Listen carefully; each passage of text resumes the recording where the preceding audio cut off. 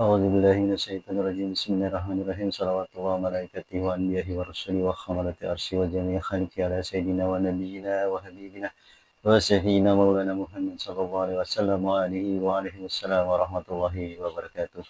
Assalamualaikum warahmatullahi wabarakatuh. Seluruh sobat jati diri dimanapun berada, semoga selalu dalam naungan rahman dan rahimnya Allah Subhanahu wa Ta'ala. Jumpa lagi dengan kami dari channel Jati Diri, di mana kali ini kita ada di episode ke-24.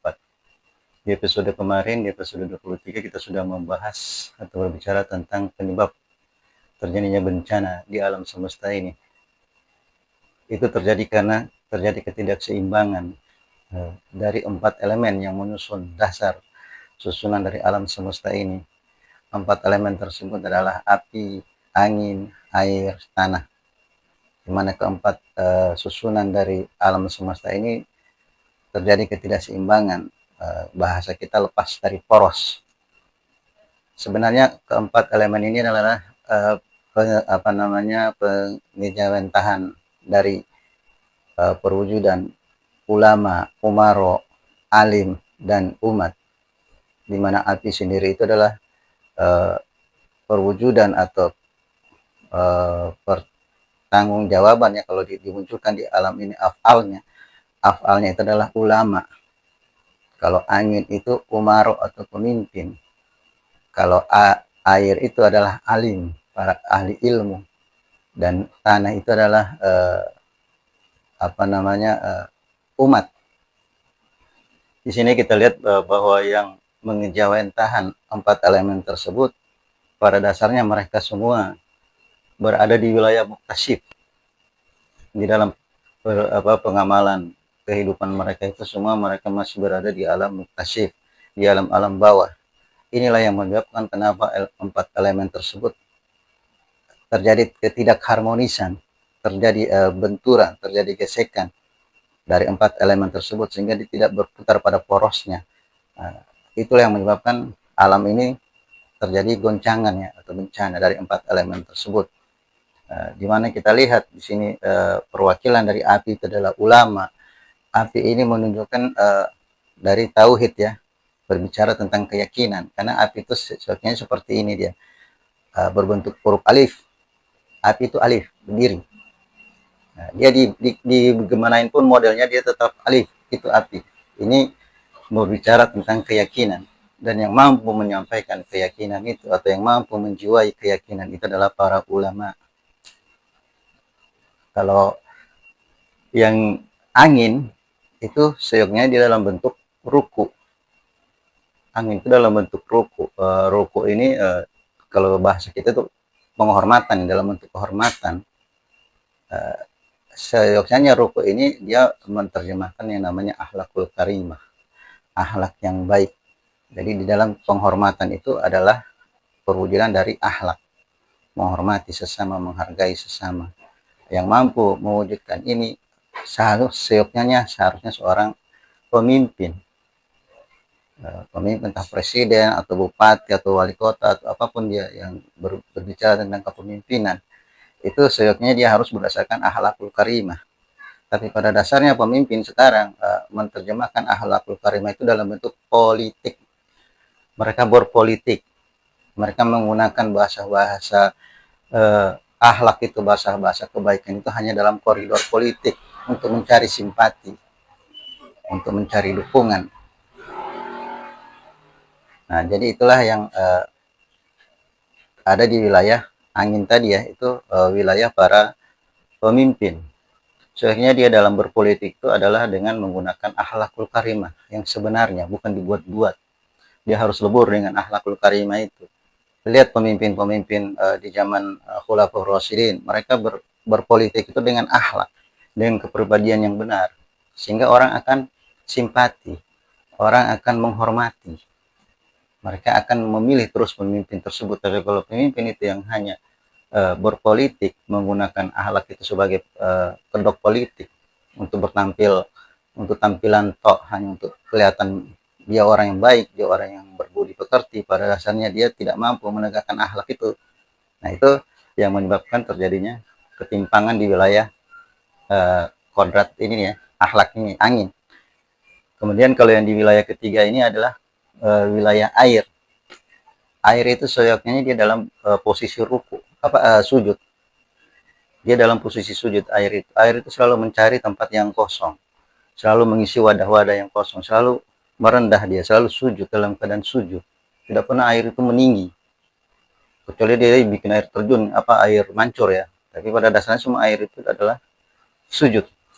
Ini profil atau perwujudan dari orang-orang yang alim, ahli ilmu, para ilmuwan di sini. Ilmuwan itu seyoknya seperti air. Dia harus bisa posisi itu sujud. Dia harus selalu mencari tempat-tempat yang kosong. Baru hidup ilmunya itu. Dia harus mencari ide-ide atau mengisi-ngisi pemahaman di wilayah-wilayah yang kosong tadi. Dia bisa menunjukkan eksistensi dia di situ. Tapi dikala dia meninggi, dia menyombongkan diri, hilang eksistensi dia sebagai seorang alim, seorang ilmuwan. Ini yang terjadi pada akhir zaman yang banyak kita lihat di warawiri media-media sosial, di mana para alim ini, para ahli ilmu ini lebih banyak show offers, lebih banyak menunjukkan kehebatan dirinya, sehingga tidak segan-segan dia menjatuhkan lawan dia dengan cara-cara yang tidak etis, dengan kasar. Bahkan banyak para ahli ilmu ini melakoni yang namanya provokasi, hasut. Mereka menggunakan kemampuan intelektual mereka untuk menghasut orang, untuk mencari celah orang, untuk berbicara tentang aib orang, membuka aib orang. Ini yang terjadi di akhir zaman. Mereka itu wilayah itu hanya berada di wilayah muktasyid. Demikian juga dengan wilayah keempat ini, tanah. Tanah itu sebenarnya dalam keadaan duduk dia, keadaan tawadu ya. Seperti ya orang duduk tahiyat yang kita bisa lihat di bulan itu ya. Bulan itu bayangan bumi yang dipantulkan ke bulan, kita bisa lihat bagaimana bentuk tanah itu atau bumi itu. Dia dalam bentuk duduk, orang duduk tahiyat ini. Ini mengejawantahan, menjelaskan tentang umat. Umat itu seyoknya dalam keadaan tawadu, dalam keadaan sabar. Tapi pada dasarnya umat di akhir zaman itu mereka sudah lepas dari kontrol yang namanya sabar. Mereka saling berebut, saling berdesak-desakan, saling mendahului, saling cekal-mencekal, saling injak-menginjak, saling makan-memakan di sini. Hanya untuk demi tujuan mereka, keinginan mereka, syahwat mereka ini. Sehingga terjadi sini keangkara murkaan, terjadi pertengkaran, perselisihan, terjadi huru-hara di sini. Rakyat itu mudah dihasut, mudah dihasat mereka ini, karena kehilangan jati diri sebagai seorang yang sabar. Umat itu adalah orang-orang yang sabar. Sini, ini semua terjadi kenapa? Lepas dari kontrol, lepas dari sejati dirinya itu ya. Sejati dirinya tauhid. Api itu ada di wilayah tauhid, sejati dirinya angin itu ada di wilayah akhlak, sejati dirinya air itu ada di keikhlasan, sejati dirinya tanah itu ada di wilayah sabar. Ini kehilangan jati dirinya. Ulama kehilangan jati dirinya di wilayah keyakinan. Umar kehilangan jati dirinya di wilayah akhlak. Para alim kehilangan jati dirinya di wilayah keikhlasan, dan umat kehilangan jati dirinya di wilayah kesabaran. Inilah yang mewarnai alam ini sehingga terjadinya bencana. Jadi yang yang menyusun alam ini, 4 elemen itu, api, angin, air, tanah, itu sudah tidak pada posisinya, kehilangan jati dirinya, sehingga alam ini bertabrakan. Terjadi namanya bencana. Kalau kita mau memetakan secara keilmuan ya, apa iya alam ini, langit ini tidak ditopang oleh 4 elemen ini sehingga dia tidak runtuh? Kita bisa buktikan bahwa emang pada dasarnya langit itu tidak bertiang, tapi pada dasarnya dia itu ditopang oleh 4 elemen ini, tanah, angin, api, air. Dimana tanah itu dengan kekuatan gravitasinya, dia menahan keseimbangan langit, bumi dan langit yang dengan kekuatan gravitasinya. Nah, kalau api itu dengan kekuatan panasnya. Nah, sehingga dia bisa memberikan ruang atau membuka ruang atau terjadinya reaksi kimia itu ya.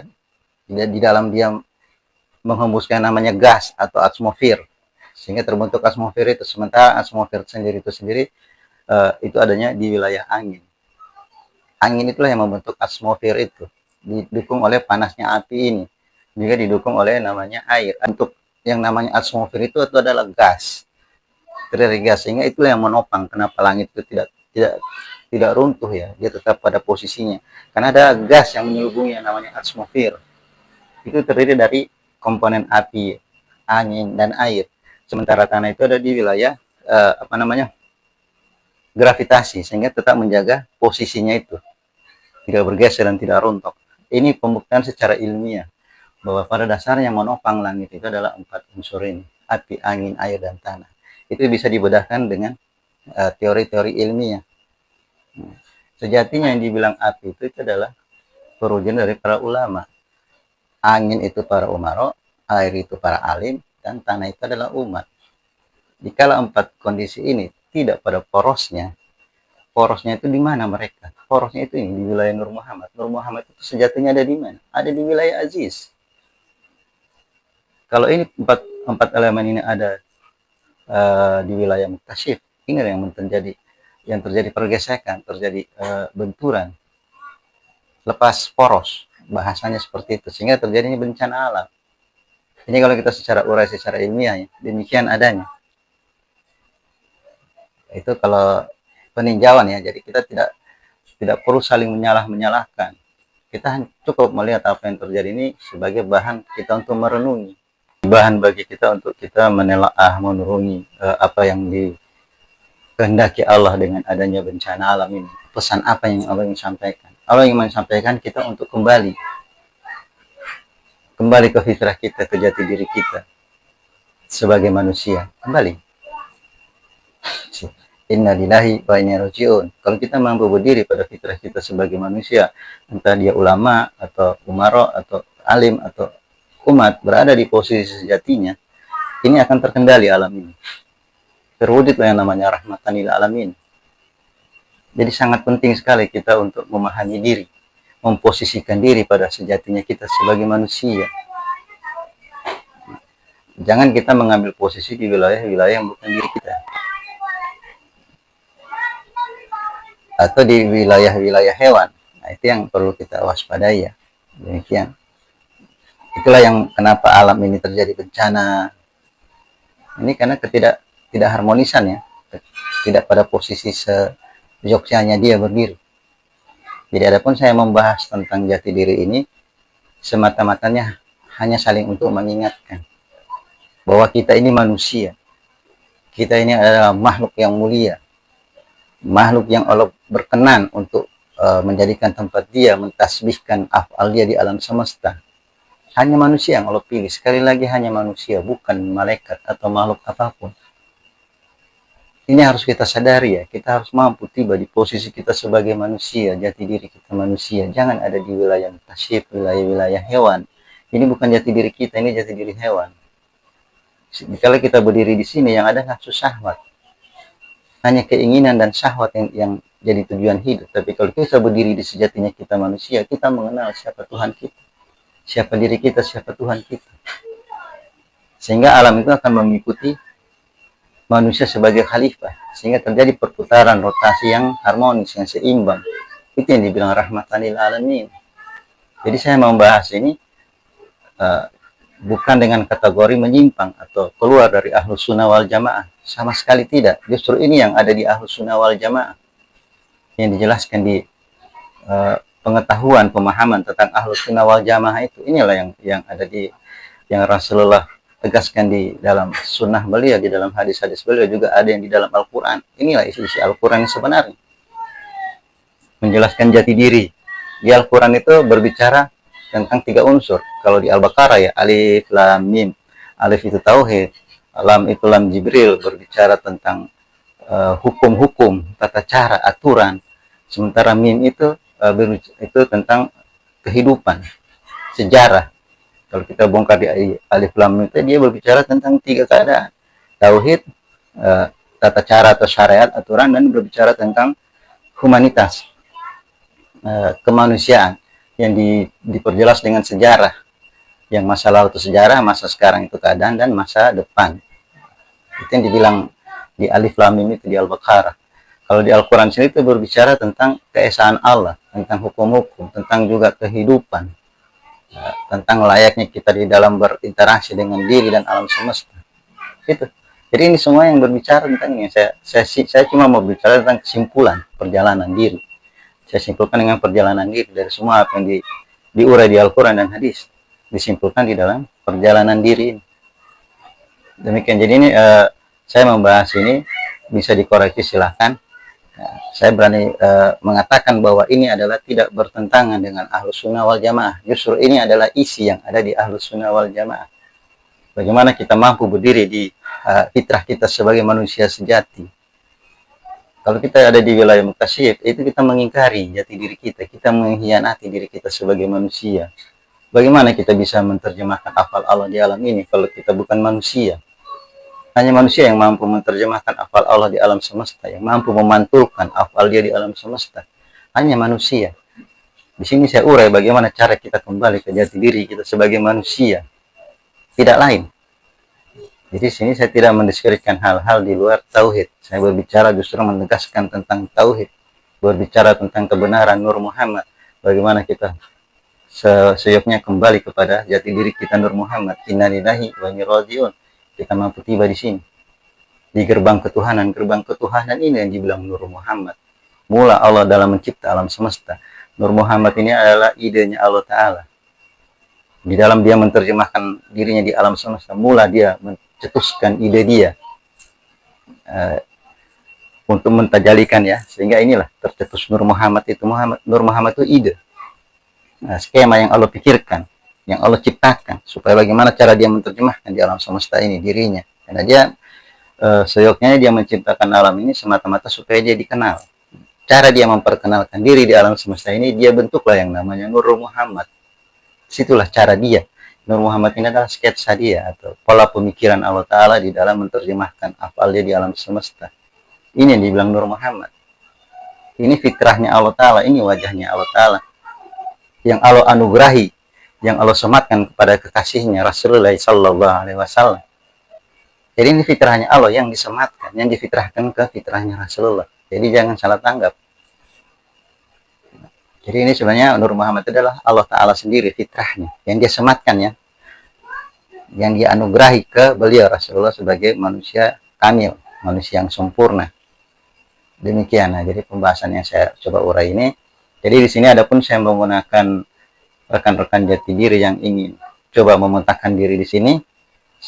Saya tidak membebani mereka. Saya tidak merubah pola pikir mereka. Saya hanya menegaskan jati diri mereka. Siapa sebenarnya mereka di alam ini dengan namanya, dengan biografi dirinya. Saya coba memetakan aja di sini. Bagaimana dia menjalani hidup itu seyoknya sebagai manusia. Bagaimana cara dia kembali ke jati dirinya sebagai manusia. Dia mampu tiba di dalam Nur Muhammad. Ini tujuan dari pembahasan jati diri ini. Jadi sama sekali tidak bertentangan atau tidak menyimpang dengan pola-pola Ahlus Sunnah wal Jamaah. Justru di sini penekanannya. Ini adalah kesimpulan atau pola yang saya sederhanakan, yang coba saya rangkum supaya kita dalam berjalan itu bisa lebih fleksibel, kita bisa lebih mengaplikasikan. Kalau kita pure berbicara tentang Al-Quran dan hadis secara utuh, mampu mengaplikasikan di alam ini dengan apa yang dijelaskan di Al-Quran, itu luar biasa bagusnya. Cuma butuh waktu dan butuh pemahaman yang mendalam, butuh kesungguhan yang benar-benar tekun di wilayah itu. Dan itu tidak semua manusia bisa menjalani itu secara utuh. Makanya saya hadir di sini memetakan ini dengan harapan kita mampu menjalani secara fitrah kita dengan perjalanan yang utuh. Walaupun ini metode yang sederhana. Tapi inilah aplikasi yang sebenarnya, rangkuman dari perjalanan dari Al-Quran dan As-Sunnah itu. Mari kalau kita sudah memahami ini, coba kita praktik dalam hidup. Kita seimbangkan ini perjalanan roh dan jasad. Sejatinya diri kita ada dua unsur di dalamnya ya, yang bisa kita rasakan, bisa kita ketahui, yaitu ruh dan jasad. Tapi kalau dikotakkan lebih jauh, kita ada empat unsur. Jasad, ruh, kolbu, dan sir. Kita harus mampu berjalan itu. Nah, kita berjalan di sini di wilayah jasad dan ruh yang dibilang nafs itu ya. Jadi di kudrahnya Allah Ta'ala yang dihembuskan berupa ruh itu, sekali lagi saya ulangi, di situ ada dua komponen, akal dan nafs. Akal itu yang dibilang ruh Rabbani atau di wilayah ketinggian ya, ini wilayah ketinggian, wilayah aziz. Di sini wilayah tempatnya keilmuan, wadahnya dari ilmu, wadah dari kecerdasan. Di aziz itu yang dibilang akal aziz itu terjadi keseimbangan di dalam kecerdasan, intelektual, emosional, dan spiritual. Itu yang dibilang aziz. Tinggi dia, karena dia seimbang. Nah, kalau di wilayah nafs, di wilayah nafs itu sendiri, ini. Jadi ada akal dan nafs. Nafs itu perjalanan ruhani yang terdiri dari nafsu amarah, lawamah, mulhimah, mutmainah, radiyah, maradiyatan, perjalanan. Di mana di dalam nafsu itu sendiri ada ruh juga. Di dalam di amarah, lawamah, mulhimah, mutmainah itu kita kenal dengan ruh ruhani. Mutmainah, radiyah, maradiyah kamil kita kenal dengan ruh rahmani. Ada ruhnya, setiap jengkal diri ini ada ruhnya yang menggerakkan. Di jasmani ada namanya ruh jasmani yang menggerakkan pori-pori, gerak tubuh, tulang, dan saraf. Itu ruh jasmani punya wilayah.